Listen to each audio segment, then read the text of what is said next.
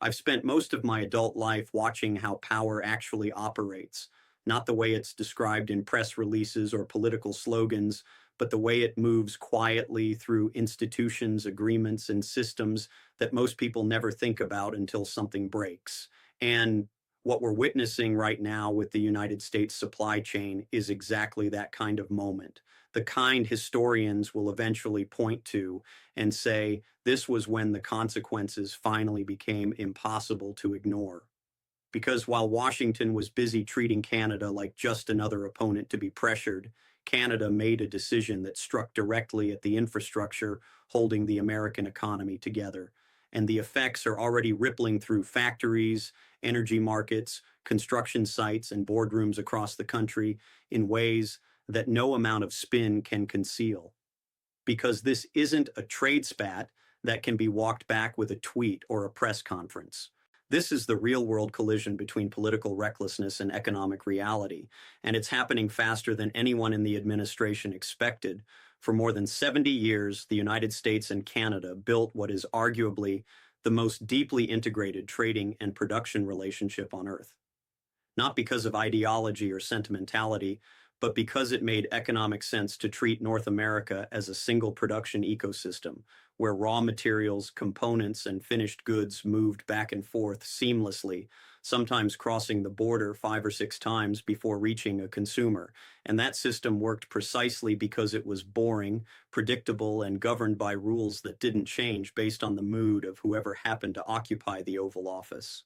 But that assumption of predictability has been systematically dismantled over the past year as Donald Trump returned to power with a worldview that treats trade not as an ecosystem to be managed, but as a battlefield where humiliation and domination matter more than outcomes.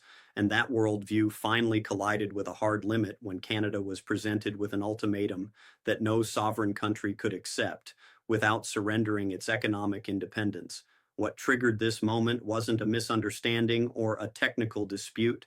It was a demand, a final demand, as the administration framed it, that Canada agree to restrict exports of critical materials unless American companies were given preferential access at below market prices. And it's hard to overstate how radical that demand actually was because it wasn't about addressing shortages or stabilizing markets. It was about forcing another country to sell its resources at a loss to satisfy a political narrative in Washington. And when Canadian officials looked at that demand, they understood immediately that compliance wasn't just economically damaging, it was existential. It would have set a precedent that Canada's sovereignty could be overridden whenever an American president decided pressure was useful. And that is the line Canada refused to cross. What followed was not retaliation in the dramatic sense people imagine when they hear about trade wars. There were no immediate blanket tariffs, no emotional speeches about revenge. Instead, Canada did something far more consequential. It withdrew from voluntary supply chain coordination agreements that only function when both sides trust each other to act rationally. And by doing so, it exposed just how fragile the American production model has become after decades of just-in-time manufacturing that assumes parts will arrive exactly when needed and never considers what happens when a trusted partner decides that trust no longer exists. Within hours of the announcement, the effects began cascading through the system. Automotive plants in Michigan and Ohio received notices that shipments were being delayed indefinitely, not canceled, not banned, just delayed in ways that destroy production schedules because a delay of a few days might as well be a shutdown when you have no inventory buffer. Construction firms found that Canadian steel and lumber shipments weren't clearing the border on the timelines their contracts were built around. And energy markets reacted immediately as traders realized that guaranteed minimum flows of Canadian oil and natural gas were no longer guaranteed at all, introducing uncertainty into pricing models that depend on stability above all else. This is where the administration's fundamental misunderstanding becomes painfully clear, because size does not equal leverage in an integrated supply chain. The country that controls critical inputs at key points often holds far more practical power than the final market. And Canada sits at precisely those choke points for energy, minerals, automotive components, and construction materials that American industries cannot easily replace. Not in weeks, not in months, and in some cases, not without massive capital investment that takes years. And yet, the ultimatum was issued as if Canada had no choice but to fold, as if the asymmetry of GDP alone guaranteed submission, ignoring the reality that modern manufacturing is a fragile choreography where one missing component can idle an entire facility. As the disruption spread, something unusual started happening in corporate America. Executives who had stayed silent through previous trade threats began making frantic calls to Congress and the White House, not to debate ideology, but to explain operational facts, that factories would shut down within days, that workers would be furloughed, that competitors in Europe and Asia not dealing with this chaos would permanently capture market share. And those warnings weren't hypothetical. They were accompanied by data, timelines, and inventory counts that showed just how little margin for error exists in the current system. The Chamber of Commerce issued emergency statements. Manufacturing associations released projections showing hundreds of thousands of jobs at risk within weeks. And suddenly, the consequences of treating trade policy as a performance art became impossible to ignore, because when a factory stops, there's no narrative that fixes it. When a worker is sent home, there's no slogan that pays the bills. And when energy prices spike because supply certainty evaporates, consumers feel it immediately. What makes this moment particularly dangerous is that it follows a pattern we've seen before, a pattern where threats are issued without an exit strategy, whether it was tariffs on China that ended with American farmers needing bailouts, or border threats against Mexico that nearly shut down supply lines before business pressure forced a retreat. But Canada is different because the level of integration is deeper. The reliance is more absolute, and the political will to submit simply does not exist. And that combination creates a crisis that cannot be managed with bluster. As the administration's own political coalition began to fracture under the weight of real economic harm, Republican senators from affected states publicly demanded resolution, labor unions warned of imminent layoffs, and business leaders who once praised Trump's toughness started distancing themselves, not because they suddenly discovered principles, but because their balance sheets were bleeding. And this is the point where the spectacle of strength collides with the substance of governance. Because dominance that produces collapse is not strength, it's failure. The deeper problem, and the one that will outlast this immediate disruption, is that Canada's response sent a message not just to Washington, but to every American ally watching closely, that economic integration with the United States now carries political risk that cannot be managed through normal diplomacy, and once that lesson is learned, it doesn't unlearn itself. Companies adjust, governments diversify, supply chains are root, and the world quietly begins building systems that do not depend on American reliability, because reliability is the true currency of power, and it's being squandered in real time. What we are witnessing is not simply a standoff between two governments, it's the exposure of a structural vulnerability that was always there, but never tested at this scale. The vulnerability of an economy that assumed cooperation would always exist, even as it elected leaders who openly contempt that cooperation, and the consequences of that contradiction are now arriving faster than anyone planned for, reshaping incentives, alliances, and calculations across North America in ways that will not be easily reversed, because once trust is replaced with contingency planning, the old system never quite comes back the same. What makes this moment so destabilizing for Washington is that there is no clean exit, no graceful way to reverse course without acknowledging failure, because the entire strategy was built on the assumption that Canada would ultimately blink, that economic asymmetry alone would force compliance. And when that assumption collapsed, it exposed how little contingency planning existed behind the bravado, leaving the administration trapped between two equally damaging options: escalation or retreat, both of which carry real political costs that can no longer be hidden from the public. If Trump doubles down and imposes the comprehensive tariffs he threatened, the supply chain damage accelerates. Factories that are already teetering shut their doors entirely. Layoffs spread from the industrial Midwest into energy and construction sectors. Prices rise further, And the narrative that this is all a temporary negotiating tactic collapses under the weight of lived experience. Because Americans notice when their plants close, when projects stall, and when their cost of living rises.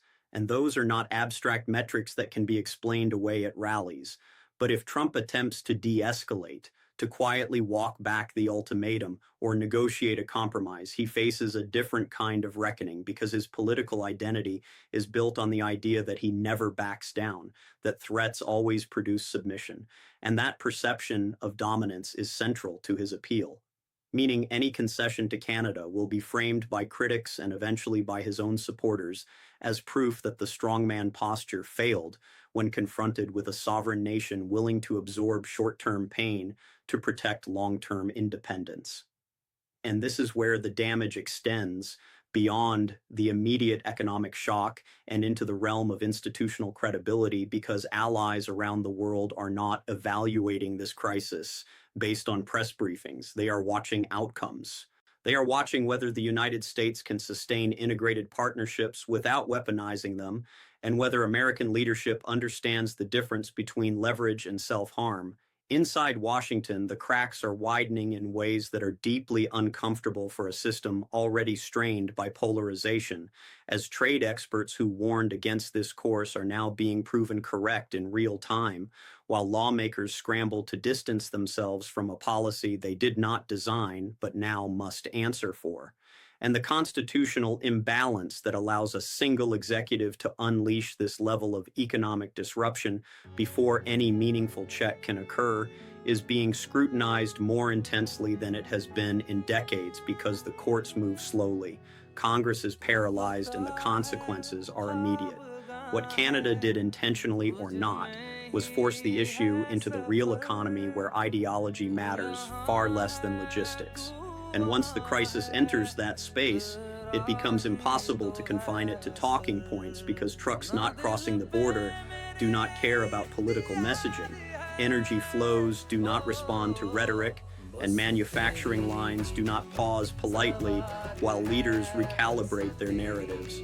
The most consequential effect of this confrontation may not be what happens next week or next month, but what happens quietly afterward as American companies begin redesigning their supply chains to reduce exposure to political volatility, sourcing components elsewhere, even at higher cost, building redundancy instead of efficiency, and shifting investment to jurisdictions where policy predictability still exists.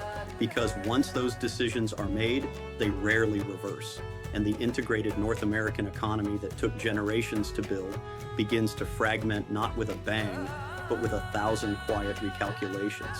Canada understands this dynamic, which is why it is not waiting for Washington to resolve its internal contradictions, but accelerating efforts to diversify trade, deepen ties with Europe and Asia, and ensure that no future American ultimatum can carry the same systemic threat.